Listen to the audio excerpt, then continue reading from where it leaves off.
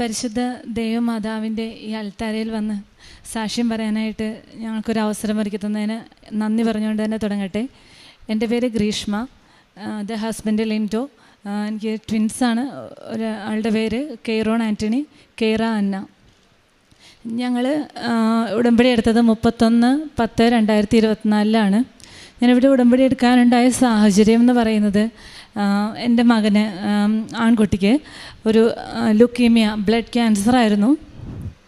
അപ്പോൾ അത് ഞങ്ങൾ ഒരു 2 വയസ്സായപ്പോഴാണ് ഞങ്ങളത് അറിഞ്ഞത്.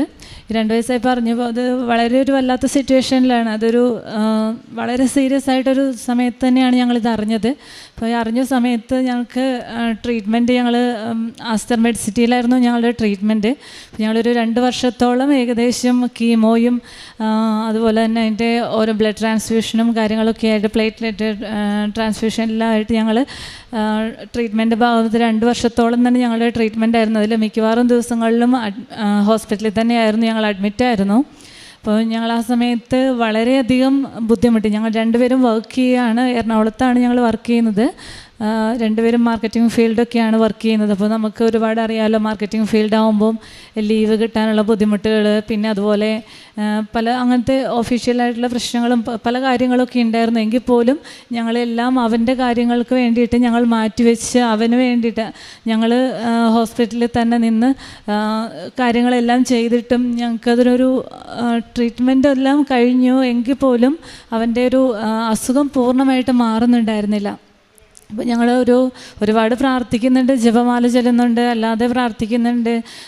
എല്ലാ മാക്സിമം നമ്മുടെ ബന്ധുക്കളും എല്ലാ ആൾക്കാരും പ്രാർത്ഥിക്കുന്നുണ്ട്. എങ്കിൽ പോലും ഒരു അസുഖത്തിനൊരു പൂർണ്ണമായിട്ടൊരു ആൾക്ക് റിക്കവർഡ് ആവുന്നില്ലായിരുന്നു.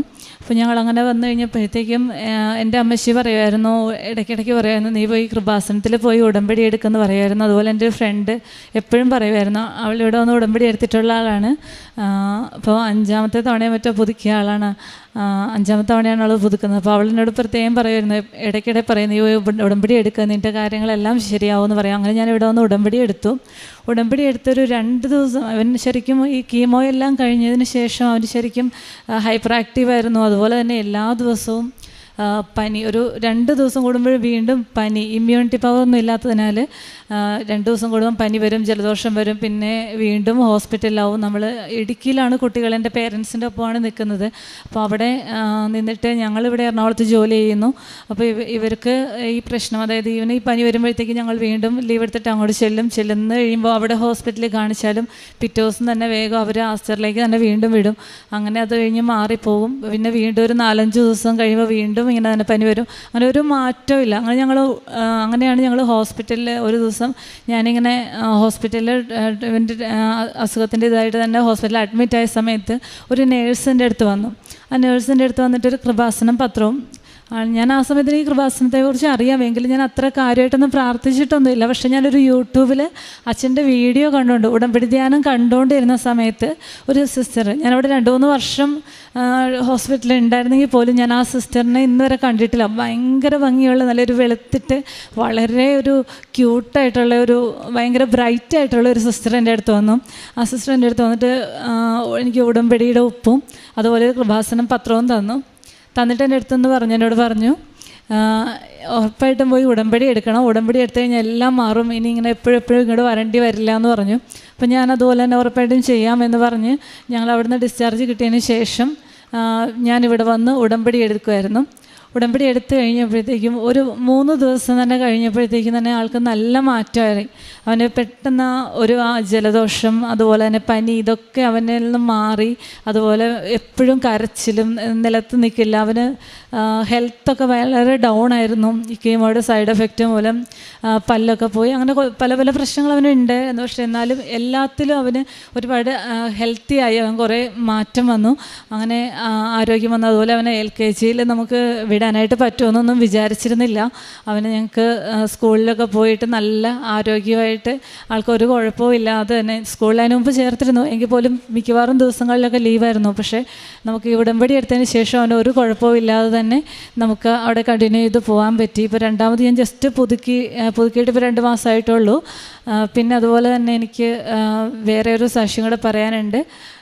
അത് പറയാനുള്ളത് എൻ്റെ ഹസ്ബൻഡിൻ്റെയാണ്. എൻ്റെ ഹസ്ബൻഡിന് ഒരു 2 മാസം മുമ്പ് ചെസ്റ്റ് പെയിൻ വന്നു. ചെസ്റ്റ് പെയിൻ എന്ന് വെച്ച് കഴിഞ്ഞാൽ ഇടയ്ക്കിടയ്ക്ക് ഇങ്ങനെ വന്നുകൊണ്ടിരുന്നു. ഞങ്ങളപ്പോൾ ഗ്യാസിൻ്റെ പ്രോബ്ലം ആണെന്നാണ് ആദ്യം വിചാരിച്ചിരുന്നത്.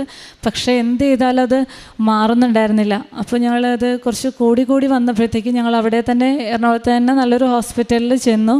അവിടെ ചെന്നിട്ട് ഡോക്ടറിനെ കണ്ട സമയത്ത് തന്നെ അവരപ്പോൾ തന്നെ അഡ്മിഷൻ വേണ്ടി വരും. കാരണം BP, ഷുഗർ, കൊളസ്ട്രോൾ എല്ലാം ഹൈ ലെവലായിരുന്നു. അപ്പോൾ അതുകൊണ്ട് ചിലപ്പോൾ സ്ട്രോക്ക് വരാനുള്ള ചാൻസും കൂടുതലാണ്.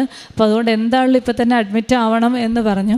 അപ്പോൾ ആ സമയത്ത് ഞങ്ങൾക്ക് എന്താ പറയുക, കാരണം കുട്ടികളൊന്ന് ഓക്കെ ആയി വന്നതേ ഉള്ളൂ. അപ്പോഴത്തേക്ക് അടുത്തൊരു പ്രോബ്ലം തരികയാണല്ലോ മാതാവേ എന്ന് പറഞ്ഞ് ഞാൻ പുറത്തോട്ട് ഇറങ്ങിയപ്പം അവിടെ പുറത്ത് ഒരു മാതാവിൻ്റെ രൂപം, ആ മാതാവിൻ്റെ രൂപത്തിൻ്റെ അടുത്ത് നിന്ന് പ്രാർത്ഥിച്ചു. ഞങ്ങൾ രണ്ടുപേരും അവിടെ നിന്ന് പ്രാർത്ഥിച്ചിട്ട് ഞാൻ അകത്ത് കയറിയിട്ട് ഡോക്ടറിനോട് പറഞ്ഞു, ഞങ്ങൾക്കൊരു അവരെന്നോട് പറഞ്ഞിരുന്നു സെക്കൻഡ് ഒപ്പീനിയൻ വേണ്ടി എടുത്തോ കുഴപ്പമൊന്നുമില്ല, പക്ഷേ അവരും ഇങ്ങനെ തന്നെ പറയുള്ളൂ എന്നുള്ള രീതിയിലാണ് ഞങ്ങളോട് പറഞ്ഞേ.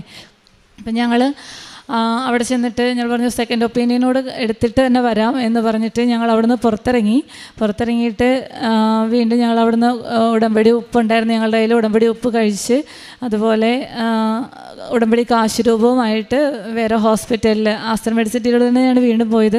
അവിടെ ചെന്ന് അവിടേക്ക് പോയിട്ട് ഉടമ്പടി കാശുരൂപവുമായിട്ട് ഞങ്ങൾ അകത്ത് കയറി റിസൾട്ടുകളെല്ലാം കാണിച്ച് ഇങ്ങനെ പറഞ്ഞു. അപ്പോൾ ഡോക്ടർ പറഞ്ഞത് വേണ്ട, അഡ്മിറ്റ് ആവേണ്ട ആവശ്യമൊന്നും ഇപ്പോൾ നിലവിലില്ല, ഒരു കാര്യം ചെയ്യുക, ഒരു 1 വീക്ക് മെഡിസിൻ കഴിച്ചതിന് ശേഷം ഒന്നുകൂടെയും ടെസ്റ്റ് ചെയ്തിട്ട് വരികയെന്ന് പറഞ്ഞു.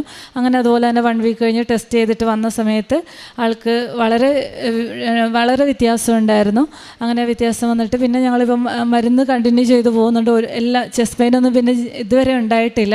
അപ്പോൾ ഞങ്ങൾ അതുപോലെ ഈ ഒരു പ്രശ്നം വന്ന സമയത്താണേലും എല്ലാം നമ്മൾ സഞ്ചാരി മാതാവിനോടാണ് ഏറ്റവും കൂടുതൽ സഞ്ചാരി മാതാവിനോട് പ്രാർത്ഥിക്കുന്നതിൻ്റെ ഏറ്റവും വലിയ കാരണം എന്ന് വെച്ച് കഴിഞ്ഞാൽ കുട്ടികൾ ഇടുക്കിയിലാണ്, ഞങ്ങളിവിടെ എറണാകുളത്താണ്. അപ്പോൾ നമുക്ക് പറയാനായിട്ട് ഏറ്റവും വിശ്വാസമായിട്ട് പറയാൻ പറ്റുന്നത് സഞ്ചാരി മാതാവിനോട് പറഞ്ഞു കഴിഞ്ഞാൽ എവിടെയാണെങ്കിലും നമുക്ക് എന്തും ചെയ്തു തരും എന്നുള്ള ഉറപ്പുള്ളത് കൊണ്ടാണ് സഞ്ചാരി മാതാവിനോട് നമ്മൾ ഇത്ര വിശ്വാസത്തോടെ പറയുന്നത്. അതുകൊണ്ട് ഞങ്ങൾക്ക് ഇന്ന് വരെ സഞ്ചാരി മാതാവിനോട് പ്രാർത്ഥിച്ചിട്ട് ഒരു കാര്യവും നടക്കാതിരുന്നിട്ടില്ല. ഇതുപോലെ ചെറുതുമുതൽ കുറേ കാര്യങ്ങളുണ്ട് പറയാനായിട്ട്. പിന്നെ മൂന്നാമതായിട്ടൊരു വലിയ സാക്ഷ്യം എന്ന് പറയാനുള്ളത്, എൻ്റെ ഫാദറിന് യൂറിനറി ഒബ്സ്ട്രക്ഷൻ, മൂത്രതടസ്സത്തിൻ്റെ പ്രശ്നം ഉണ്ടായിരുന്നു. അപ്പോൾ അതുകൊണ്ട് വളരെ ബുദ്ധിമുട്ടാണ്. അപ്പോൾ ഒത്തിരി ബുദ്ധിമുട്ടായിട്ട് ഇവിടെ ഒരു ദിവസം വന്നിരുന്നു ഫാദറും മദറും ഈ കുട്ടികളും കൂടി ഇവിടെ വന്നിരുന്നു. അപ്പോൾ ആ സമയത്ത് ഇവിടെ വന്ന് പിന്നെ അതുപോലെ തന്നെ പ്രത്യക്ഷീകരണ പ്രാർത്ഥനയൊക്കെ ഫാദർ ചൊല്ലും എല്ലാ ദിവസവും.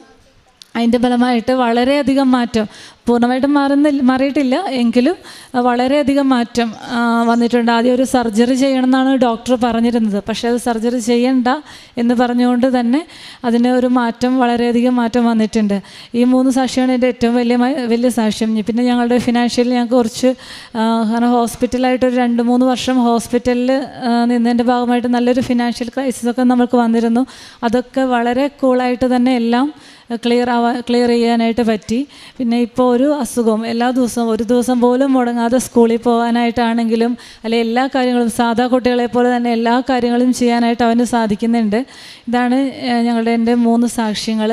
പിന്നെ പ്രേക്ഷിത പ്രവർത്തനം എന്ന് പറയാനായിട്ട് ഞാൻ ചെയ്തിരിക്കുന്നത്, കൃപാസനം പത്രം ഞാൻ കൊടുക്കുമ്പം വെറുതെ ആദ്യമൊക്കെ ഞാൻ കൊടുത്തിരുന്ന വേഗം പള്ളിയിൽ കൊണ്ടുപോയിട്ട് നല്ല തിരക്കുള്ള പള്ളിയിൽ, ഇപ്പം നൊവേന നടക്കുന്ന പള്ളികളിൽ അങ്ങനെയുള്ള കല്ലൂര് പള്ളിയൊക്കെ പോയിട്ട് വേഗം കൊടുത്ത് തീർക്കണം എന്നായിരുന്നു എനിക്ക് ആദ്യമൊക്കെ തോന്നിയത്.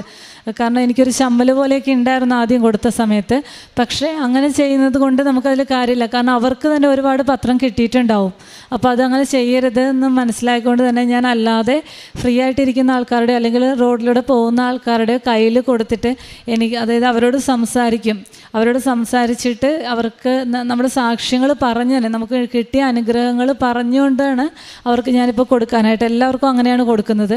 പിന്നെ കൂടുതലായിട്ടും ന്യൂ ജനറേഷൻ ചെറിയ കുട്ടികൾക്ക്, ഒരു 20 വയസ്സ് 22 വയസ്സുള്ള കുട്ടികൾക്ക് കൊടുക്കുന്നതിനോടാണ് എനിക്ക് കൂടുതലും താല്പര്യം. കാരണം അവർ ശരിക്കും നമ്മളോട് ഒബ്ജക്റ്റ് ചെയ്ത് സംസാരിക്കുക. അതായത് അവർ പറയും എന്തിനിത് വാങ്ങണം, ഞങ്ങൾക്ക് എന്ത് കിട്ടും, അല്ലെങ്കിൽ എന്തിനാണിത് ചെയ്യുന്നത് കൊണ്ട് എന്താണ് പ്രയോജനം, ഇങ്ങനെ ഓരോ കാര്യങ്ങൾ നമ്മളോട് ചോദിക്കുമ്പോൾ അത് കറക്റ്റായിട്ട് നമുക്ക് അവരോട് പറയാനായിട്ട് സാധിക്കും. അങ്ങനെ എല്ലാവർക്കും സാധിക്കണം. പത്രം കൊടുക്കുമ്പം നമ്മൾ വെറുതെ കൊടുത്ത് തീർക്കരുതെന്ന് എനിക്കൊരു അപേക്ഷയുണ്ട് എല്ലാവരോടും. പിന്നെ അതുപോലെ തന്നെ പ്രേക്ഷിത പ്രവർത്തനമായിട്ട് ചെയ്യാനായിട്ട് പറ്റിയിട്ടുള്ളത്, പിന്നെ ഈ പത്രം കൊടുക്കുന്നതിൻ്റെ ഒപ്പം സാക്ഷ്യം പറയുന്നതിൻ്റെ കൂടാതെ മറ്റുള്ള ആൾക്കാരോട് നമ്മൾ കൂടുതലായിട്ടും സംസാരിക്കണം. അതായത് ഇപ്പോൾ ഞാനിപ്പോൾ ജോലി ചെയ്യുന്നത് ഒരു റിയൽ എസ്റ്റേറ്റ് ഫീൽഡിലാണ്.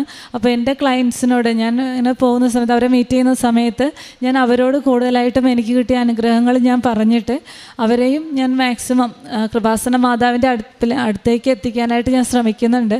അതാണ് ഞാൻ ചെയ്യുന്ന പ്രേക്ഷിത പ്രവർത്തനമായിട്ട് ചെയ്യുന്നത്. പിന്നെ കാരുണ്യ പ്രവൃത്തികളായിട്ട് ചെയ്യുന്നത്, എൻ്റെ ഓഫീസിൽ, എൻ്റെ ബിൽഡിംഗ് എന്ന് പറയുന്നത് ഒരു ഗവൺമെൻറ് ഓഫീസ് ബിൽഡിംഗ് തന്നെയാണ്. അപ്പോൾ അവിടെയാണ് ഈ ലോട്ടറിയുടെ എല്ലാ കാര്യങ്ങളും, ലോട്ടറിയുടെ ഓഫീസൊക്കെ, മെയിൻ ഓഫീസ് ഇവിടെ തന്നെയാണ്. അപ്പോൾ അവിടെ ഒരുപാട് ബ്ലൈൻഡ് ആയിട്ടുള്ളവരും ഹാൻഡിക്യാപ്ഡ് ആയിട്ടുള്ള ആൾക്കാരൊക്കെ വരുന്നതൊക്കെ അവിടെയാണ്. അപ്പോൾ അവർക്ക് മാക്സിമം സഹായിക്കാനായിട്ട്, ബ്ലൈൻഡ് ആയിട്ടുള്ള ആൾക്കാരെയൊക്കെ സഹായിക്കാൻ, പിന്നെ അതുപോലെ തന്നെ ഹാൻഡിക്യാപ്ഡ് ആയിട്ടുള്ള ആൾക്കാരെ സഹായിക്കാനായിട്ട് ഞാൻ മാക്സിമം ട്രൈ ചെയ്യുന്നുണ്ട്. അവർക്ക് എന്തെങ്കിലും ചെറിയ ചെറിയ സഹായങ്ങൾ, എന്നെക്കൊണ്ട് പറ്റുന്ന രീതിയിലുള്ള സഹായങ്ങൾ ഞാൻ ചെയ്യാൻ ശ്രമിക്കുന്നുണ്ട്. പിന്നെ ഫുട്പാത്തിലൊക്കെ നമുക്ക് സ്ഥിരമായിട്ട് അറിയുന്ന ഒരുപാട് ആൾക്കാർ, ഞാനിപ്പോൾ ഒരു 18 ഇയേഴ്സ് അടുത്തായി എറണാകുളത്ത്. അപ്പോൾ ഒരുപാട് ആൾക്കാരെ സ്ഥിരമായിട്ട് അറിയുന്ന ഒത്തിരി ആൾക്കാർ, സെയിം സ്ഥലത്ത് തന്നെ അറിയുന്ന ആൾക്കാർ ഒത്തിരി പേരുണ്ട്, അല്ലാത്തവരും ഉണ്ട്. അപ്പോൾ അവരെ ഒന്ന് സഹായിക്കാൻ പറ്റുന്ന രീതിയിലൊക്കെ ഞാൻ സഹായിക്കുന്നുണ്ട്. പിന്നെ അതുപോലെ ഇങ്ങനെ മറ്റുള്ള ആൾക്കാർ ഒരുപാട് ഇങ്ങനെ അനാഥാലയങ്ങളുടെ നമ്പറുകളിലൊക്കെ സോഷ്യൽ മീഡിയയിൽ എടുത്തിട്ട് ഗ്രൂപ്പുകൾ വഴിയൊക്കെ ഷെയർ ചെയ്ത് അവരെ വിളിച്ചു ചോദിച്ചിട്ട്, വളരെ സാമ്പത്തികമായിട്ട് ബുദ്ധിമുട്ടുള്ള നമ്പറുകളിലൊക്കെ വിളിച്ചു ചോദിച്ചിട്ട് നമ്മൾ ഗ്രൂപ്പ് വഴി, സോഷ്യൽ മീഡിയ വഴിയൊക്കെ ഞങ്ങൾ സഹായിക്കാനായിട്ട് ട്രൈ ചെയ്യുന്നുണ്ട്. ഇതൊക്കെയാണ് ഞാൻ ചെയ്യുന്ന കാരുണ്യ പ്രവർത്തികൾ. പുറപ്പാട് 33:14 ഞാൻ തന്നെ നിന്നോട് കൂടെ വരികയും നിനക്ക് ആശ്വാസം നൽകുകയും ചെയ്യും. ഗ്രീഷ്മ അഗസ്റ്റിൻ എന്ന ഈ സഹോദരി ജീവിത പങ്കാളിയോടും മക്കളോടുമൊപ്പം ചേർന്ന് കുടുംബത്തിന് അമ്മ മാതാവിലൂടെ ലഭിച്ച പ്രത്യേകമായ നന്മകളെ ഈ അൾത്താരയിൽ സാക്ഷ്യപ്പെടുത്തുന്നു. ആദ്യത്തേത് കുഞ്ഞിനുണ്ടായ ലുക്കമിയ എന്ന രോഗാവസ്ഥയാണ്. അതേറെ ക്ലേശപൂർണമായി മുന്നോട്ട് പോയിക്കൊണ്ടിരുന്ന നാളുകളിൽ ഉടമ്പടിയെടുത്ത് ഉടമ്പടി നേർച്ച വസ്തുക്കൾ കുഞ്ഞിന് കൊടുത്തു തുടങ്ങിയതിന് ശേഷം പൂർണ്ണ ആരോഗ്യത്തിലേക്ക് കുഞ്ഞിനെ നയിക്കുകയും സാധാരണ ജീവിതത്തിലേക്ക് കുഞ്ഞ് മടങ്ങി വരികയും സ്കൂൾ ജീവിതത്തിൽ തുടർച്ചയായി പോകുവാൻ എല്ലാ തടസ്സങ്ങളും മാറ്റി കിട്ടുകയും ചെയ്തു എന്നതിൻ്റെ സന്തോഷവും സൗഖ്യത്തിൻ്റെയും സാക്ഷ്യമാണ് ആദ്യം പങ്കുവച്ചത്. രണ്ടാമത്തത് ജീവിത പങ്കാളിക്കുണ്ടായ ഹൃദയ സംബന്ധമായ രോഗവും അതിൽ നേർച്ച വസ്തുക്കളുടെ ഉപയോഗത്തിലൂടെയും അമ്മ മാതാവിൻ്റെ തിരുനടയിൽ കണ്ണീരോടെ പ്രാർത്ഥിച്ചതിൻ്റെയും ഫലമായി അതിൽ പൂർണ്ണമായി സൗഖ്യം ലഭിക്കുകയും സാധാരണ ജീവിതത്തിലേക്ക് മടങ്ങി വരുവാൻ ജീവിത പങ്കാളിക്ക് സാധിച്ചതിൻ്റെ സന്തോഷം പങ്കുവച്ചു. സഹോദരി പ്രത്യേകമായിട്ട് തൻ്റെ പ്രേക്ഷിത പ്രവർത്തനങ്ങളിൽ ആദ്യകാലത്ത് പൊതുവെ എല്ലാവരും ചെയ്യാറുള്ളതുപോലെ എങ്ങനെയെങ്കിലും ആ കൃപാസനം പത്രം കൊടുത്തു തീർക്കുവാൻ വ്യഗ്രത കാട്ടുന്ന അതേ പ്രകൃതത്തിൽ തുടങ്ങിയെന്നും പിന്നീട് പ്രത്യേകിച്ച് യുവജനങ്ങളോട് ആ അമ്മ മാതാവിൻ്റെ സംരക്ഷണത്തെയും സഹായത്തെയും കുറിച്ച് പറഞ്ഞുകൊണ്ട് കൃപാസനം പത്രം കൊടുത്തുകൊണ്ട് അച്ഛൻ പറയുന്നത് പോലെ വിശ്വാസത്തെ ആഴപ്പെടുത്തുവാനും അറിയിക്കുവാനുമുള്ള സന്തോഷത്തോടുകൂടി മകളുടെ ആ പ്രേക്ഷിത മേഖലയെ ശക്തിപ്പെടുത്തിയതിനെയും സന്തോഷത്തോടെ തൻ്റെ സ്റ്റാറ്റസ് പരിഗണിക്കാതെ അത് നിർവഹിക്കുവാനുള്ള സന്മനസ്സും ആത്മധൈര്യവും ലഭിച്ചതിൻ്റെ സന്തോഷവും നന്ദിയുമാണ് ഈ അൾത്താരയിൽ പങ്കുവച്ചത്. പ്രിയമുള്ളവരെ, ഈ കുടുംബം ഒരുമിച്ച് അമ്മയുടെ തിരുനടയിൽ ഇന്ന് നന്ദി പറയുമ്പോൾ കുടുംബം കടന്നുപോയ ക്ലേശകാലത്തിൽ അമ്മ മാതാവ് കരുതലോടെ സൂക്ഷിച്ച് കുടുംബത്തെ സഹായിക്കുകയും കരം പിടിച്ച് പ്രതിസന്ധികൾ തരണം ചെയ്യുവാനും രോഗാവസ്ഥകൾക്ക് സൗഖ്യം നേടുവാനും പ്രത്യേകം സഹായിച്ചതിനെയാണ് കുടുംബം നന്ദിയോടെ പറയുക.